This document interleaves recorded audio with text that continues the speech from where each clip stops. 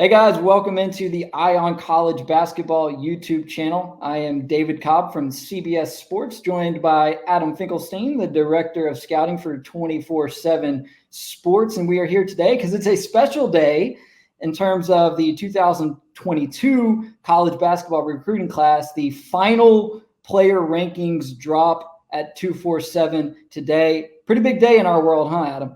Yeah, it certainly is. I mean, I think that rankings are obviously draw a lot of eyeballs throughout the process, but from an evaluator standpoint, today is significant because this is the final one. That 5 years, 10 years from now, when you look back on the class of 2022, it's the final opinion that's going to get logged and going to be the historical reference. So, yeah, it definitely is a big day. You know, in some years, it feels like it's pretty well cemented who is going to finish at number one in a given class. This year, it feels a little bit more fluid at the top. Plenty of talent, tons of really good guys. But I mean, what's that process been like trying to ascertain exactly who is the top prospect in this class?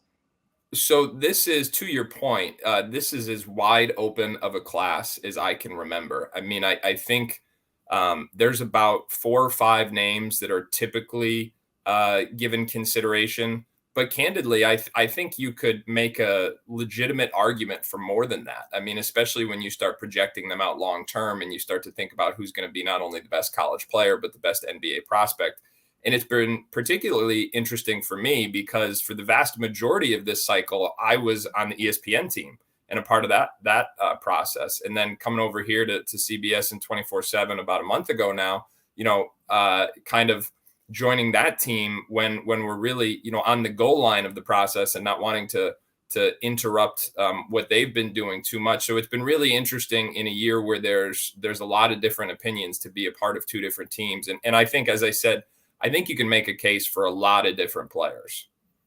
Well, let's peek behind the curtain for a second because you've seen it from the side of multiple outlets. There's so many places that rank recruits and prospects. I think 24/7 does it the best. But is the criteria the same everywhere? Or Yeah, do you guys that's a really something- good that's a really good question. It's a really good question because and let me start with this. In my mind, there's 3 things that every credible evaluator has to have. You have to have some context, whether you played college, whether you coached college. One of the things that I hang my hat on is I was a college coach. And I spent 2 years working under Marty Blake, who's the director of scouting for the NBA. That was before I got into the media side. So I had that behind me. That gives you not only a credibility, but it also gives you that context to know what you're evaluating. I think the second thing is you have to be unbiased. And that means you can't have personal favorites. You can't be, unfortunately, there are plenty of examples in the past of organizations that would, rank kids higher if they got news and stuff like that. So there can't be any of that. Fortunately, the 2 organizations that I've been involved with have been as ethical as they come in that regard. But that's not always the standard in this industry, unfortunately. And the third thing I think is you have to have the sweat equity, as we say in the gym, is you have to be in the gym watching these guys and really in tune with where they are in their respective processes. And if you have all those 3 things, in my mind, you have a credible opinion. But when you talk about, ranking, in my mind, to answer your question, a ranking is about projecting a futures market. I'm not necessarily saying this is who I think is the best player right now. Just like on draft night, the team with the number 1 pick isn't saying this was the best college player this year. No, they're saying this is the guy that we want to invest in long term. And I think from a ranking perspective, that's what you're doing too, especially at the top of the class. That was one of the first questions I asked when I came over here was like, okay, what is the criteria we're using here? And at the top of the class, you're emphasizing the ones that have the highest long-term ceiling. And obviously that means professional ceiling. I think the other criteria that's really important is who's going to make the biggest college impact. And those are sometimes 2 very different things.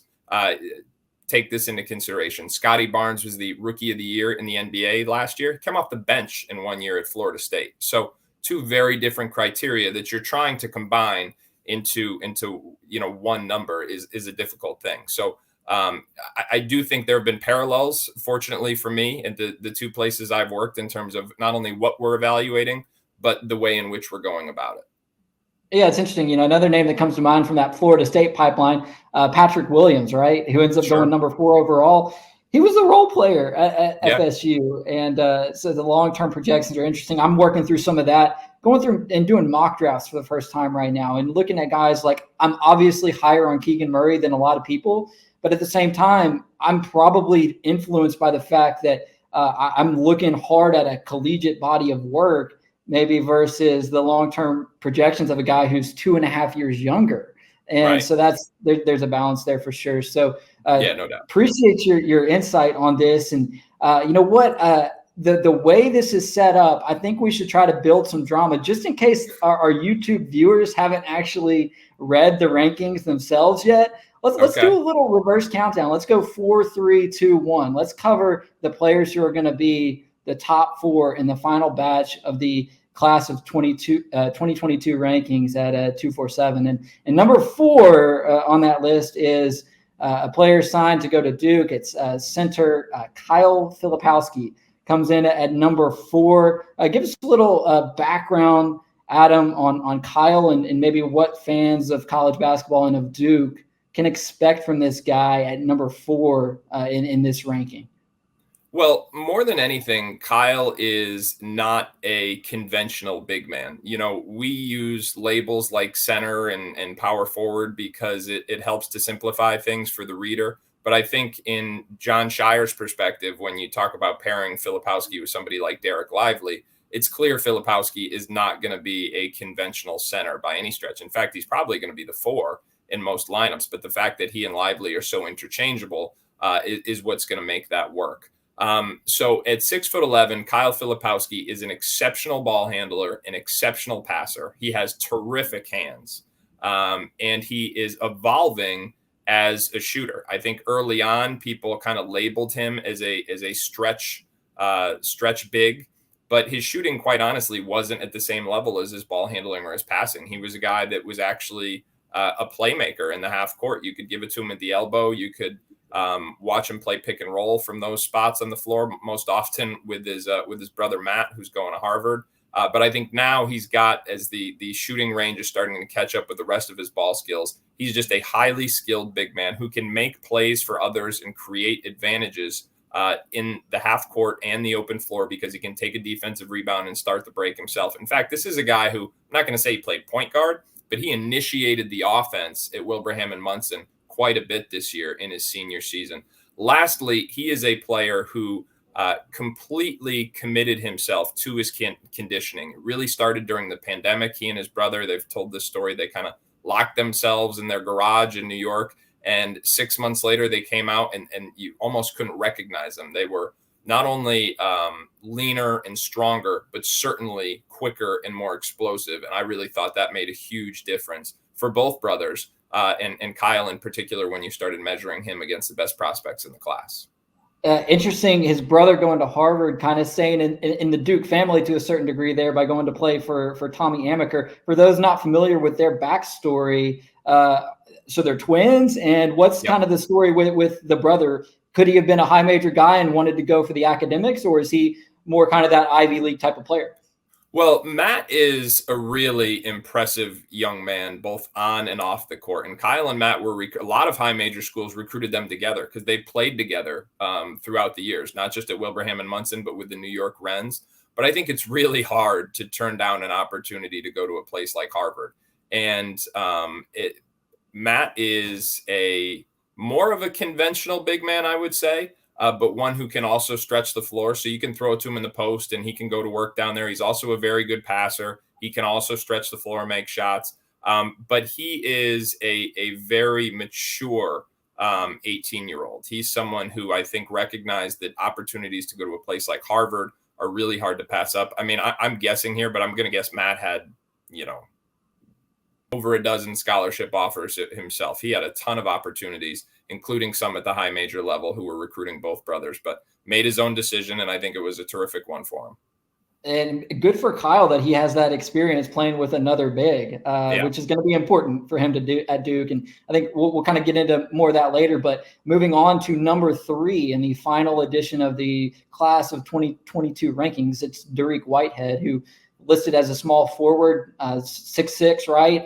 Another Duke commitment. So number 4 and number 3, both to Duke at this point in the final rankings. What's the deal with Dariq Whitehead? Well, Dariq is someone who I think has shown a tremendous amount of growth in his approach to the game. He was a high-profile guy, believe it or not, before he even got to high school. I remember hearing about him before I even saw him play, and that is usually a narrative that I push back against, because I just think the earlier we put expectations on these kids, the more counterproductive it becomes. But Dariq is someone who has showed the maturity to handle all that, and most impressive to continue to evolve and improve at every step along the way. And the reason why that is so impressive is because, as I said, when these kids get these labels at a really early age, unfortunately, it tends to really come at the expense of their humility a lot of times. That was not the case for Dariq. He's an intangibles guy. He plays hard. He impacts the game on both ends of the floor. He's one of the best defenders in the national class. He's also one of the most versatile defenders in the national class. He's got a huge history of winning after spending the last 5 years at Montverde Academy, winning multiple national championships along the way, including this past season. The knock on Dariq over the years has been the consistency of his shooting, and that's an area that he's really made nice strides with, especially in the last year. So again, you're talking about a player who's continued to evolve at a linear rate throughout the course of the last 5 years, despite the fact that he had all those early accolades and attention. He didn't let any of that go to his head. And so you've got just a maturity, a leadership about him, and an ability to impact the floor on both ends and play multiple positions. And all of that is just super consistent with what coaches look for in the modern era of college basketball. Yeah, sounds like somebody that the NBA scouts are going to love as well. At number 3, that's Dariq Whitehead, signed with Duke. Now we move on to number 2, and guess what? Also signed with Duke. That's Dereck Lively. Projects as a center, according to 24/7, which is going to be interesting because Jon Scheyer has loaded up on front court prospects in his first recruiting class, a class that I think is it going to finish number 1 in the team rankings? Am I spoiling anything by bringing that up? I don't think that's much of a secret at this point. Yeah. So give us the rundown on Lively, who is the number 2 ranked prospect in the final edition of the rankings this year. So to me, Dereck Lively is the prototypical modern day big man, because he's a vertical spacer. And what I mean by that is he's a lob threat who can go up and catch lobs and play up above the rim. He runs the floor exceptionally well, so he can change ends. He protects the rim. He's a big time shot blocker.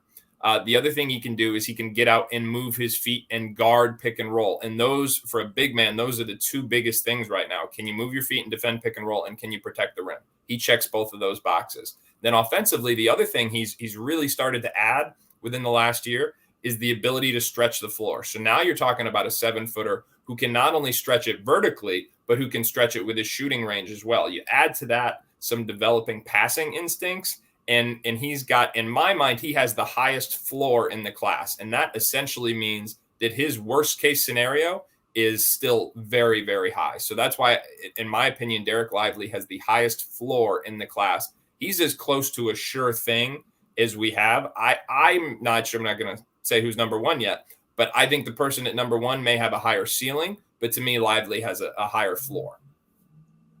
Good stuff. So this brings us to something we've already touched on, talking about Kyle Filipowski, and a player here that we're not discussing just because he's not in the top 4, and we're focusing on the top of this class.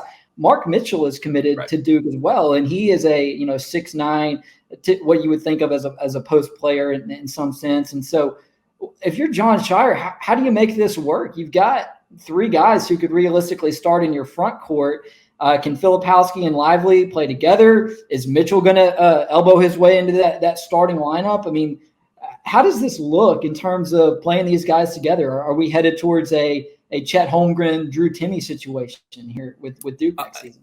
Yeah. I mean, I think potentially, if you look at the 4 and 5 spots, there's you got 80 minutes a night. So that's a lot of minutes for 3 freshmen to play. So I think it's going to work out just fine. And I'm going to speak to Lively and Filipowski in particular right now. I think what we have to do is throw away those positional labels, because, if you haven't seen him play and you go online, you say they're both centers. How does that work? Is this going to be Twin Towers? No, this is not David Robinson and Tim Duncan, although clearly that was a success. These are two players that, as I said, really don't fit conventional positional definitions.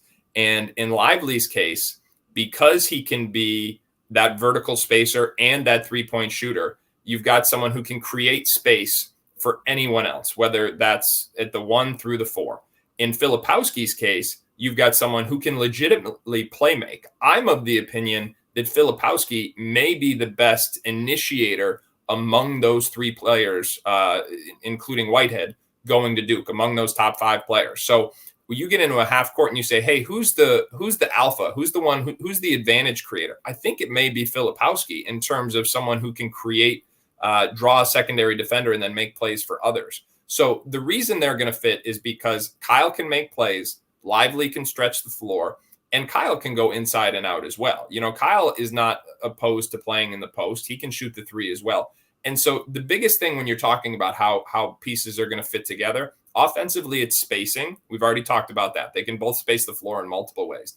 Defensively, and I think this is where it's going to be most important, it's in who can get out, defend multiple people, defend on the perimeter. And that's the part that they're going to have to show they can do, because guarding pick and roll in containing the ball for a couple slides or hard hedging, that is challenging enough. And now you're talking about, okay, and it's probably going to be Filipowski. Can he get out there and contain a 4-man? And if somebody's playing small ball and you've got somebody who's 6'6" out there and mobile, those are matchups that are gonna be interesting. With regard to Mark Mitchell, I think that vision was already established when he committed, because oftentimes when you see a dynamic like this, the player who is quote unquote ranked or rated the lowest was oftentimes the first one to commit. That's not the case here. Mitchell was actually the last one to commit. So he knew exactly what he was walking into. I think Dereck and Kyle both recruited him to join them. In my mind, Mark Mitchell is a multi-year player at Duke and someone who is going to play significant minutes right away. I mean, you talk about a winning pedigree. Mark Mitchell checks all those boxes. He, to me, is someone who's best 15 to 18 feet in right now, but he produces, he wins, and he's reliable. So are there times when you could see all 3 of them on the floor together? I don't know. I mean, I think that's a hard, that defensively, unless you see them start to play some zone, those matchups would be difficult defensively. But I think when you start talking about how those 3 are gonna break up 80 minutes per night, they're each going to play a significant portion of the game and have an opportunity to make an immediate impact. And to me, Mark Mitchell is the guy who may pop in year 2 at Duke and really step into more of a focal point in that year.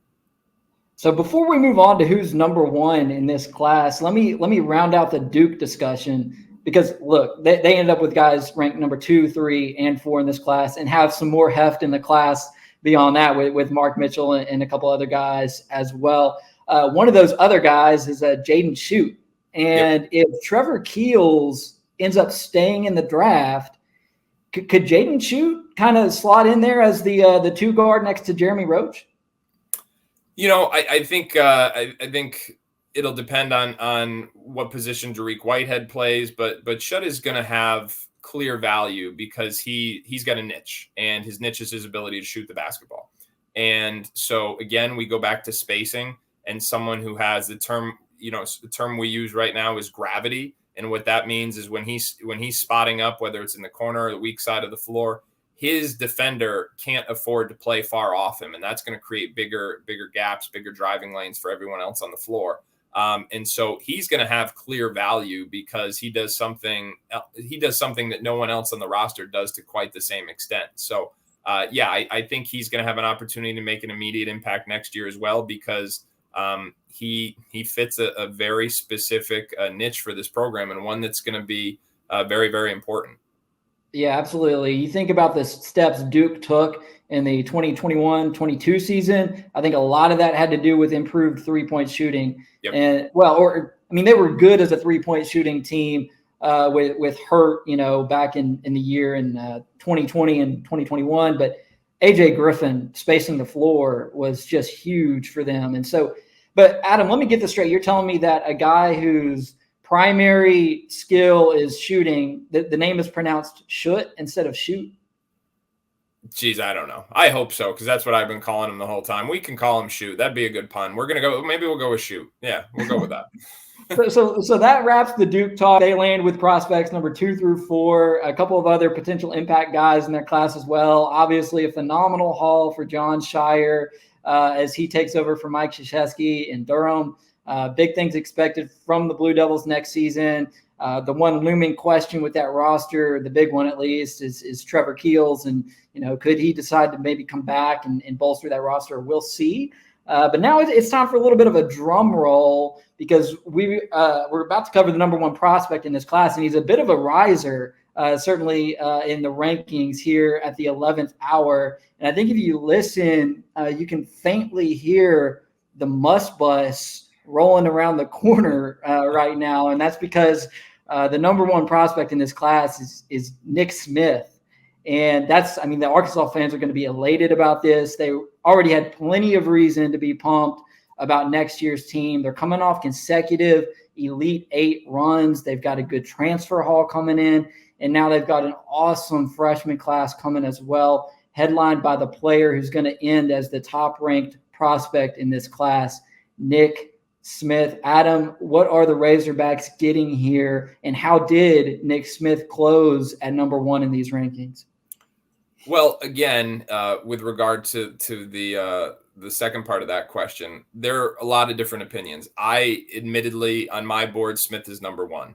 Reason for that is that I think that the way the game is being played right now at the NBA level, when you have highly skilled guards who can create space, make plays, and make tough shots, that's, in my opinion, the most valuable thing in the game right now.